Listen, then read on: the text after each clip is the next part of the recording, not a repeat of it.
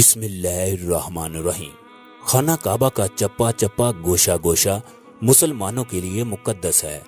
دنیا کے کسی بھی کونے میں رہنے والا بچہ ہو، بوڑھا ہو، جوان ہو، مرد ہو، اس کی خواہش ہے کہ اللہ کی اس زمین پر آ کر وہ سجدہ ریز ہو۔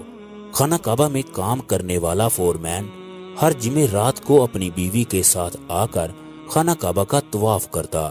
اس کی بیوی کعبے کے ساتھ لپٹ کر روتی، پھر ایک کونے میں جا کر 2 رکعت نفل ادا کرتی۔ ایک دن فورمین سے اس کے دوست نے پوچھا، علی بھائی، آپ نے اس جگہ کام کرتے ہوئے زندگی کے 10 سال گزار دیے، کیا آپ نے اس جگہ کوئی ایسا معجزہ بھی دیکھا جس کو دیکھ کر آپ کے ایمان میں اضافہ ہوا ہو اور آپ کے رونگٹے کھڑے ہو گئے ہوں؟ تو اس نے کہا، میں نے بہت سے معجزے دیکھے، لیکن ایک 5 سالہ بچے کے معجزے نے میرے دل کی دنیا ہی بدل دی۔ پاکستان کے علاقے خاریاں میں 5 سالہ بچی کے والدین انتہائی نیک، 5 وقت کے نمازی، پرہیزگار، مگر انتہائی غریب تھے۔ یہ بچی جب بھی خانہ کعبہ کی تصویر دیکھتی تو اس کی آنکھوں میں آنسو آ جاتے اور اس کی آنکھوں میں عجیب سی کشش پیدا ہوتی، اس کے لبوں پر مسکراہٹ پھیل جاتی۔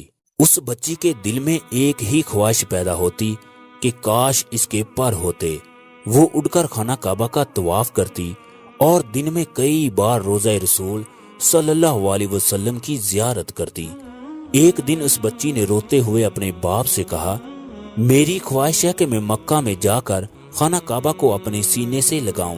غریب باپ کی آنکھوں میں آنسو آ گئے۔ وہ اپنی بیٹی سے کہنے لگا، بیٹی، تیرا باپ اس قدر غریب ہے کہ وہ تجھے بیت اللہ کی زیارت نہیں کروا سکتا، لیکن میری پیاری بیٹی، ایک بات یاد رکھنا، اللہ کسی انسان کے پیسوں کو نہیں بلکہ اس کی نیت کو دیکھتا ہے۔ وہ بلانے پر آ جائے تو وہ پیسوں کے بغیر بھی بلا لیتا ہے۔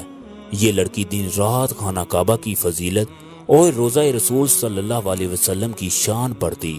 خانہ کعبہ کی محبت اس کے دل میں انتہا کو پہنچ چکی تھی۔ اس لڑکی نے گھر میں ملنے والی رقم کو جمع کرنا شروع کر دیا۔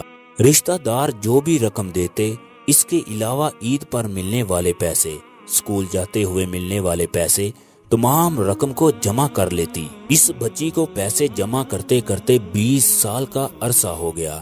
اب یہ لڑکی جوان ہو گئی۔ ایک دن اس لڑکی نے اپنی ماں سے کہا، ماں، میں نے عمرے کی ادائیگی کے لیے پیسے جمع کر لیے ہیں۔ اب اس لڑکی نے تمام رقم نکال کر ماں کے پاس رکھ دی اور کہنے لگی، ماں، آپ ابا کو کہہ کر میری حسرت پوری کر دیں۔ میں اس گھر میں جا کر عبادت کرنا چاہتی ہوں جس کے بارے میں اللہ تبارک و تعالیٰ قرآن پاک میں فرماتا ہے، اس دنیا میں اللہ کی عبادت کے لیے جو سب سے پہلا گھر بنایا گیا وہ خانہ کعبہ ہے۔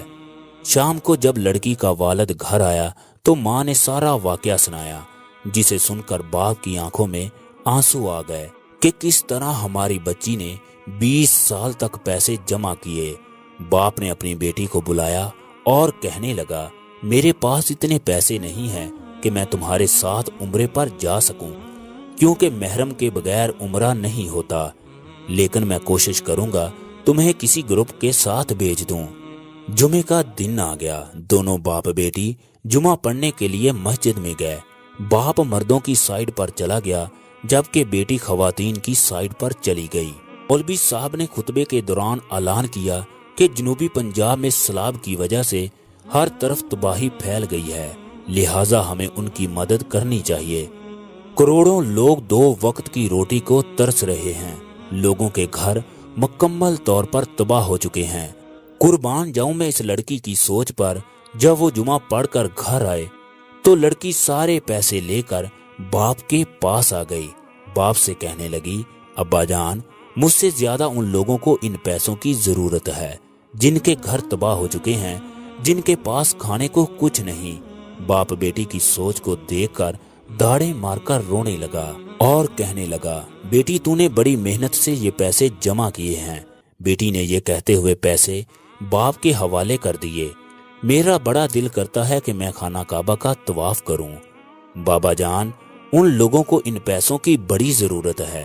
باپ نے بیٹی سے تمام پیسے لیے اور مسجد کے امام کو دے دیے۔